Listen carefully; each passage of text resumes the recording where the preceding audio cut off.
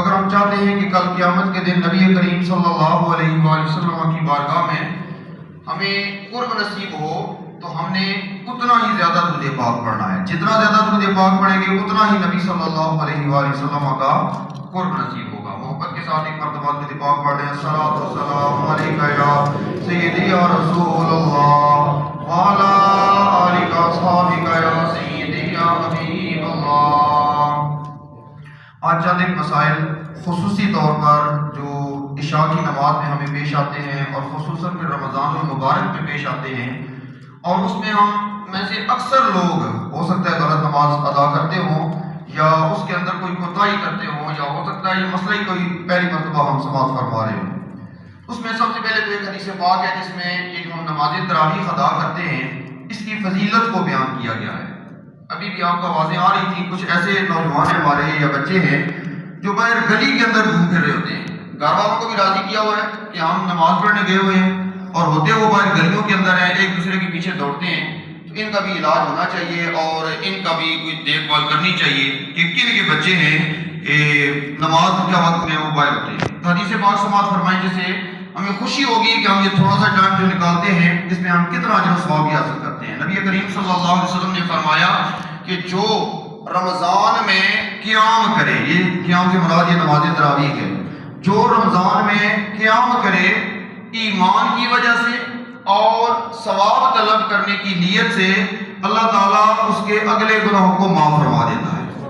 وہ جو پہلی زندگی گزری ہے اللہ تعالیٰ اس کے گناہوں کو معاف فرما دیتا ہے. یعنی بہت سارے ہمارے جو صغیرہ گناہ ہیں اللہ تعالیٰ ان سے صرف نظر فرما دیتا ہے، ان گناہوں کو معاف فرما دیتا ہے. یہ تو ایک مسئلہ ہو گیا. دوسرا مسئلہ ہے کہ جو نماز تراویح ہے اس کا وقت کہاں سے کہاں تک ہے. تو یہ کام مسئلہ ہے.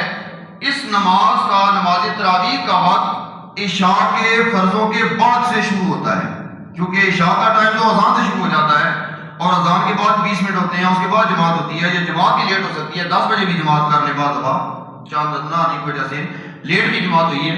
تو جب عشاء کی نماز کے فرائض ادا کر دیے جائیں اس کے بعد نماز تراویح کا وقت شروع ہوتا ہے. تو کبھی بھی ایسے نہیں ہو سکتا کہ ادھر سے اذان کی آواز آئے ہم پہلے تراویح پڑھ لیں اس کے بعد فرض بعد میں پڑھ لیں، تو یہ غلط ہو جائے گا. وہ نماز تراویح کی نہیں ہوگی، نفلی نماز کہلائے گی. ایک تو یہ مسئلہ ذہن میں رکھنا ہے کہ جب بھی ہم عشاء کے فرائض ادا کریں گے اس کے بعد تراویح کی نماز کا وقت شروع ہوگا.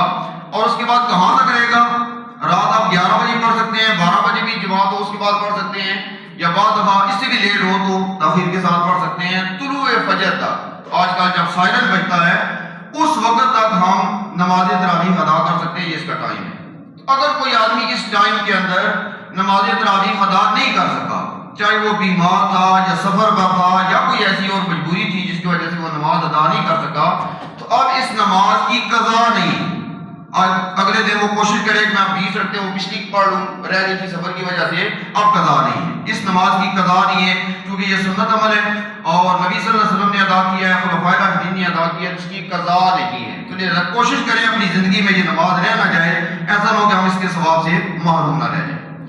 تیسرا مسئلہ ہے بڑا اہم کہ جو لوگ عشاء کی نماز وہ جو جماعت والی ہے 4 فرائض اس سے لیٹ ہو جاتے ہیں، اس کے بعد پھر جب وطروں کی باری آتی ہے تو وہ اپنے وطر اکیلے پڑھ کے چلے جاتے ہیں. یہ بڑا اہم مسئلہ ہے.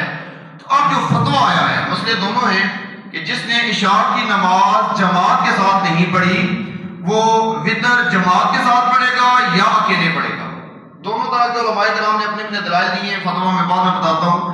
پہلے جو علماء کرام ہیں وہ یہ ارشاد فرماتے ہیں کہ یہ جو عشاء کی نماز سے بندہ لیٹ ہوا ہے اس کو سزا دی جا رہی ہے کہ کیوں لیٹ ہوئے ہو، لہذا عشاء کی نماز جماعت میں شامل نہیں ہوئے، لہذا وطروں میں بھی شامل نہ ہو تاکہ تب وہ بندہ جلدی آئے. اصل وجہ اس کی یہ ہے اگلے دن تاکہ جلدی آئے اور عشاء کی نماز میں شامل ہو جائے. ایک بات تو یہ ہوگی. دوسرا یہ ہے، دوسرے جو علماء کرام ہیں وہ فرماتے ہیں کہ ایک تو اس کی عشاء کی نماز رہ گئی ہے، اب اس کو وطروں کی بھی اجازت نہ دی جائے کہ تم وطر کی جماعت کے ساتھ نہیں پڑھ سکتے. اب مفتی منیبر رحمان صاحب انہوں نے فتویٰ دیا ہے اور جو بڑے بڑے علماء کرام ہیں انہوں نے بھی اس کے ساتھ اتفاق کیا ہے کہ جس آدمی کی عشاء کی نماز لیٹ ہو جاتی ہے کسی بھی وجہ سے، کہیں گیا ہوا تھا یا کوئی مجبوری تھی یا کپڑے ناپاک ہو گئے، کوئی بھی مسئلہ ہوا، اب وہ جب عشاء کی نماز سے لیٹ ہوا ہے تو اب وطر کی نماز وہ جماعت کے ساتھ پڑھے گا. کیونکہ جو ہی وہ آئے گا مسجد میں تو فرض اپنے اکیلے ذرا پڑھے گا، اس کے بعد تراویح جتنی بھی شامل ہو سکتا تھا وہ شامل ہوگا امام کے ساتھ۔ اب جب وطروں کی باری آئے گی تو وطر جماعت کے ساتھ ادا کرے گا۔ اب آپ کے ذہن میں ایک سوال آئے گا کہ وہ بندہ تو وطروں تک پہنچ ہی نہیں سکتا، اس کی تو تراویح رہتی ہوں گی، 2 رہتی ہوں، 4 رہتی ہوں، 6 رہتی ہوں، 10 رہتی ہوں، چونکہ وہ آئی لیٹ ہے تو امام صاحب ظاہر روٹین سے چل رہے ہیں تو وہ فرض اکیلے ادا کرے گا، تو وہ سارے جو مقتدی باقی نماز اپنی ادا کر رہے ہیں تو یہ کیسے جماعت میں شامل ہوگا؟ ایک مسئلہ ہو سکتا ہے، ہم سب پہلی بار پڑھ رہے ہوں، جو تراویح کی بقیہ نماز ہے 2 رکعتیں رہتی ہیں، 6 رہتی ہیں، 10 رہتی ہیں، وطروں کی نماز جماعت میں شامل ہو، وہ جو بقیہ تراویح کی نماز ہے وہ وطروں کے بعد ادا کر لیں۔